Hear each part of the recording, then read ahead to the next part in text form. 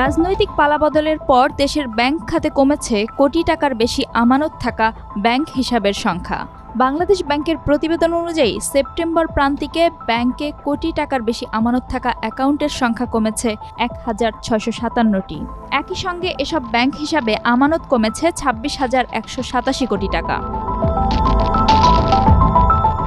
প্রতিবেদন বলছে, সেপ্টেম্বর শেষে ব্যাংক খাতে কোটি টাকার বেশি আমানত রয়েছে ১,১৭,০০০ অ্যাকাউন্টে।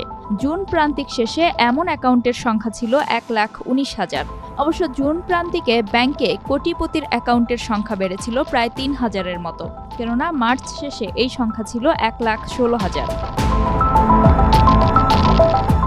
কেন্দ্রীয় ব্যাংকের প্রতিবেদনের খাত ভিত্তিক বিশ্লেষণ বলছে, এই সময়ে একক ব্যক্তির পাশাপাশি কর্পোরেট প্রতিষ্ঠানের কোটি টাকার বেশি আমানত থাকা অ্যাকাউন্টের সংখ্যা কমেছে। চলতি বছরের জুলাই-সেপ্টেম্বর সময়ে ব্যাংক খাতে একক ব্যক্তি কোটিপতিদের অ্যাকাউন্ট সংখ্যা কমেছে ৬২০টি।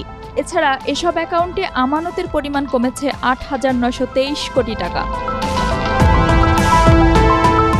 কোটি টাকার অ্যাকাউন্টের সংখ্যা কেন কমছে জানতে চাইলে মিউচুয়াল ট্রাস্ট ব্যাংকের ব্যবস্থাপনা পরিচালক ও প্রধান নির্বাহী কর্মকর্তা সৈয়দ মাহবুবুর রহমান বলেন, অগাস্টে ক্ষমতার পালাবদলের পর অনেকেই তাদের অ্যাকাউন্টের টাকা তুলে নিয়েছে। কোটি টাকার অ্যাকাউন্ট কমার এটি একটি বড় কারণ। এছাড়া ইনফ্লেশনের চাপ থাকায় পারিবারিক খরচ ও ব্যবসা পরিচালনার ব্যয় অনেক বেড়ে গেছে। এসব কারণে প্রাতিষ্ঠানিক কোটি টাকার অ্যাকাউন্টে টাকা কমতে পারে।